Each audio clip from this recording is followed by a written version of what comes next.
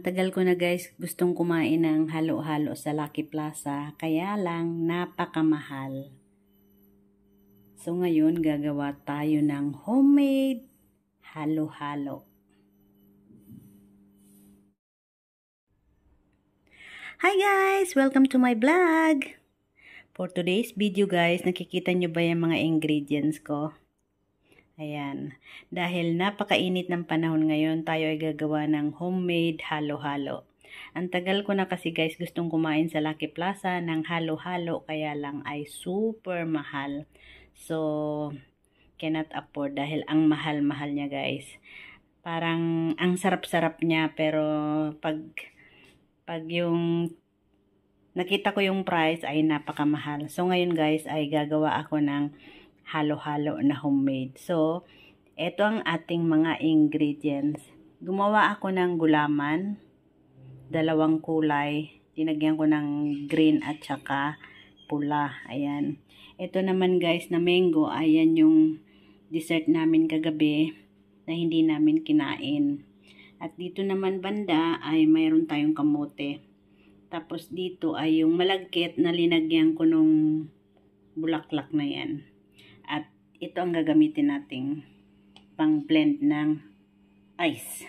So, meron na ako dito guys, dating linagay. Ayan. Ayan. Kompleto na siya. So, tayo ay magbe-blend na ngayon ng yellow. So, yan lang ang ating ice guys. Hindi kagaya sa Pilipinas na yung ina-add pa. So, meron ako ditong ice cubes dito at ilalagay ko yan dito sa blender para ma-blend yung ice.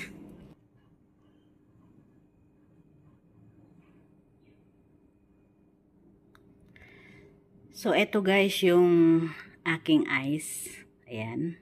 So, kailangan lang talaga guys ng diskarte. So, kinuha ko yung ano nila amo, yung ito yung mixer na Kenwood. So, yan ang ating gagamitin para maging pino yung ice. Wait lang.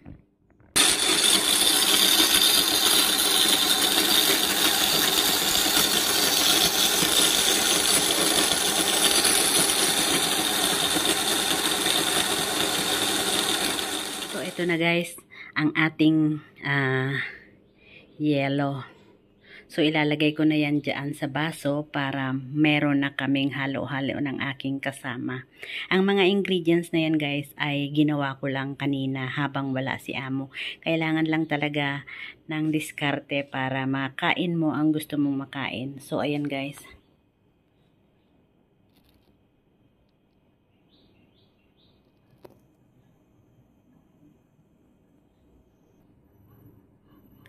So, ayan guys, meron na tayong halo-halo. Ayan.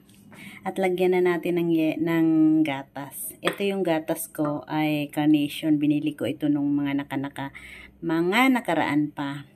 So, ito yung sa kasama ko. Ito naman ay sa akin. Ayan. So, lagyan natin ng gatas.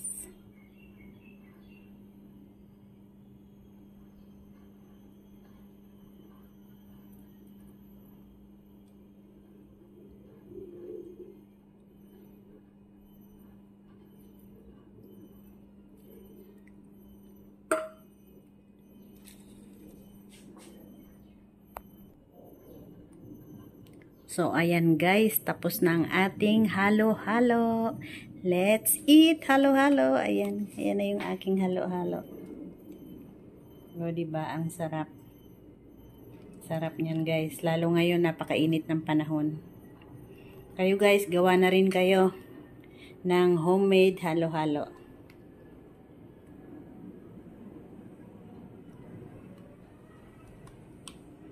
Thanks for watching guys. See you my next vlog. Kakain muna ako.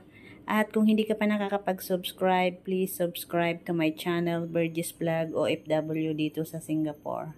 Bye everyone!